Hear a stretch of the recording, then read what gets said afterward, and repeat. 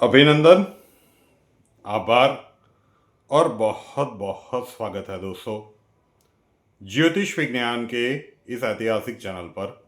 और मैं हूं आप सबका एस्ट्रो दोस्त रुपेन आर शाह। नए वर्ष की शुरुआत आते आते ईरान में घटनाक्रम बहुत तेजी से बदल रहे हैं और आप में से बहुत सारे दर्शकों के कमेंट्स पढ़ने को मिल रहे हैं। अक्षय जी को मैसेजेस आ रहे हैं कंसल्टेंसी के नंबर पर कि एक प्रिडिक्शन कर दीजिए कि ईरान में अब क्या होगा।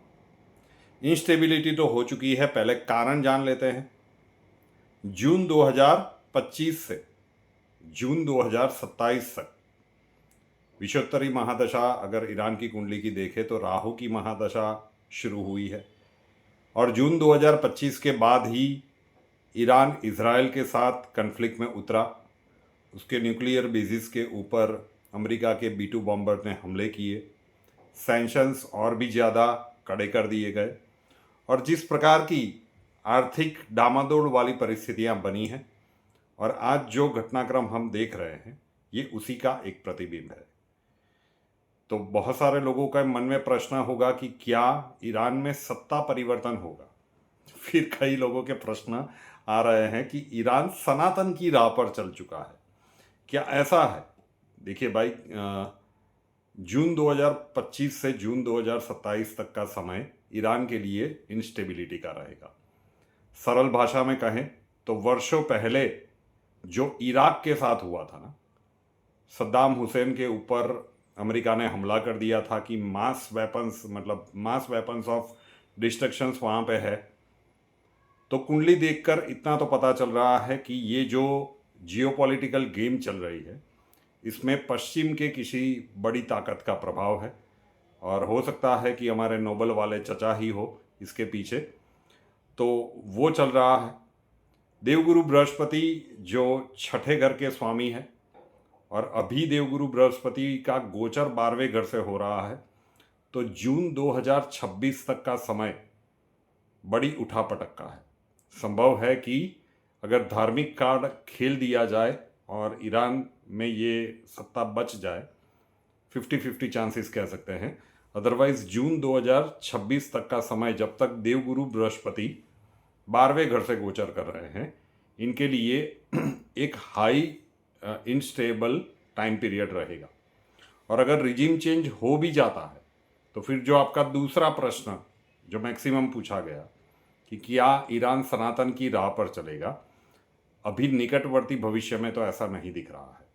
ईरान की हालत लगभग इराक जैसी कर दी जाए, जो भी उसके पेट्रोलियम के स्रोत है उसके ऊपर पश्चिमी देशों का पूरा एजेंडा सेट है कि किस प्रकार से उनका पूरा गिद्ध नज़र वहीं पे रुकी हुई है कि इसे किस प्रकार से हमारे कंट्रोल में ले लिया जाए। तो उस प्रकार की सिचुएशंस बनेगी। जहाँ तक ईरान की कुंडली देखते हैं तो ऐसा लगता है कि ईरान में एक से ज़्यादा बार क्रांति का समय अब आने वाला है। तो ईरान में बहुत सारी अलग अलग प्रकार से इनस्टेबल सिचुएशंस बनेगी, आंतरिक स्थिति विस्फोटक बनेगी। सत्ता परिवर्तन हो गया तो भी, सत्ता परिवर्तन नहीं हुआ तो भी, जून 2026 तक का समय विशेषतः ईरान के लिए ज़्यादा कष्टकारी रहेगा। उसके बाद थोड़ी सी रिलीफ मिलती जाएगी, लेकिन जब तक राहु की ये दशा चल रही है जून 27 तक हाई इंस्टेबिलिटी वाला पीरियड ईरान के लिए रहेगा। और सनातन की राह पर ईरान चल पड़ेगा, इसका उत्तर देना अभी उचित नहीं दिख रहा है, क्योंकि निकटवर्ती समय में ऐसा कुछ भी होता हुआ ज्योतिषीय दृष्टिकोण से हमें प्रतीत नहीं हो रहा है। आने वाले समय में जब अखंड भारत का निर्माण होगा तब ईरान तक या ईरान वो एक अलग बात होगी। लेकिन जो भी हो रहा है ना, अभी 2-3 दिन पहले भी हमने कहा था कि जो धार्मिक अवधारणा है और जो लोगों को बताया जा रहा था कि भाई यही धर्म में कहा गया है, तो अब उनसे सवाल तो पूछे जाएंगे। और ये एक से ज़्यादा जगह पर एक से ज़्यादा समय पर आप देखोगे और ये किसी भी धर्म में होगा, तो ये परिस्थितियाँ अब निर्मित होना तय है। और बहुत सारी जियोपॉलिटिकल सर्कमस्टेंसेस आने वाले समय में तेज़ी से चेंज होगी।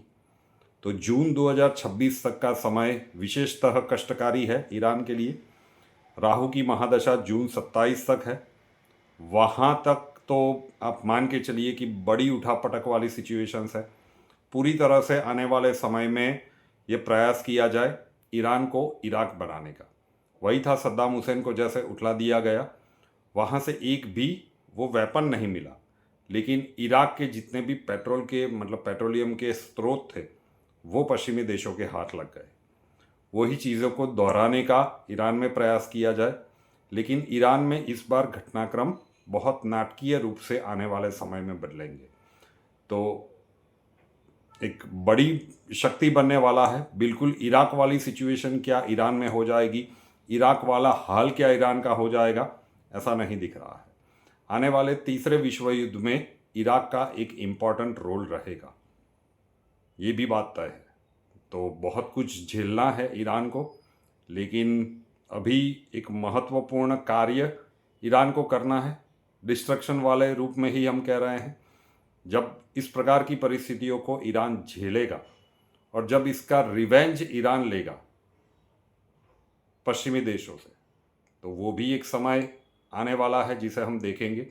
और उसके बाद जब उस प्रकार की परिस्थितियां बनेगी, आतंकी हमले, बहुत बड़ा आतंकी हमला आने वाले समय के कालखंड में आप देखोगे जो पश्चिमी देशों में होगा। और उसके बाद वो देश, वो हम प्रिडिक्शन कर चुके हैं कि किस प्रकार से पश्चिमी देश आके मिडल ईस्ट में कोराम मचाएंगे।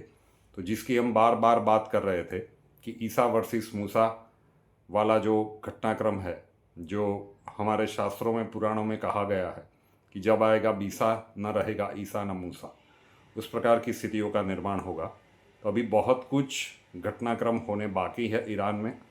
सत्ता परिवर्तन हो सकता है, लेकिन वो एक एंड गेम नहीं होगा। उसके बाद अभी भी बहुत कुछ होनी है। जियोपॉलिटिकल अखाड़ा बनाने का प्रयत्न किया जाएगा, लेकिन उसके बाद एक समय ऐसा हमें दिख रहा है कि जब ईरान स्ट्रांगली रिटालिएट भी करेगा और पश्चिमी देशों में जाकर वो एक मजबूत जवाब देने का प्रयत्न करेगा।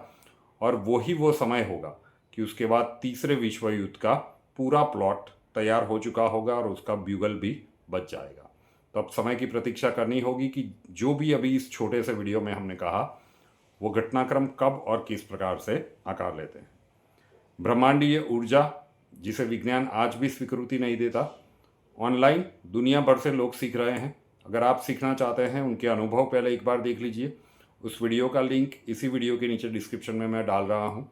कृपया एक बार देख लीजिए कि कहीं पे भी दुनिया में किसी भी कोने में बैठ के भी वो ब्रह्मांडीय ऊर्जा का अनुभव कर रहे हैं और विशिष्ट मुद्राएं सीख रहे हैं। आने वाला जो समय का कालखंड है, अगर ये ऊर्जा का प्रवाह आपके आंतरिक ब्रह्मांड में बहता रहा और वो मुद्राओं के साथ आप तैयार रहे, तो बहुत कुछ परिस्थितियाँ बाकियों की कंपैरिजन में आपके लिए सरल रहेगी।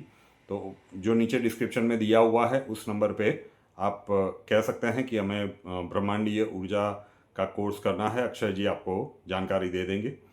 और कुंडली के प्रॉब्लम्स के लिए संपर्क करना चाहते हैं, स्वागत है आपका। व्हाट्सएप नंबर थंबनेल में दिया हुआ है। कॉल मत कीजिएगा, कॉल्स हम नहीं ले पाएंगे। अपना नाम, बर्थ डिटेल्स और प्रॉब्लम्स डिटेल्स के साथ व्हाट्सएप नंबर 9714443110 9714443110 उसके ऊपर लिख दीजिए। अक्षय जी आपको वहाँ पे मिलेंगे और प्रोसीजर वहाँ पे समझा दिया जाएगा। रुपेन आर शाह नाम के इस यूट्यूब चैनल को अभी तक सब्सक्राइब नहीं किया है तो कर लीजिए, साथ वाला बेल आइकॉन दबा दीजिए और उसके बाद 3 ऑप्शंस आएंगे, ऑल के ऊपर क्लिक कर दीजिए ताकि हर नए वीडियो की नोटिफिकेशन आपको सबसे पहले मिलती रहे। नए वीडियो के साथ फिर मिलेंगे। जय हिंद।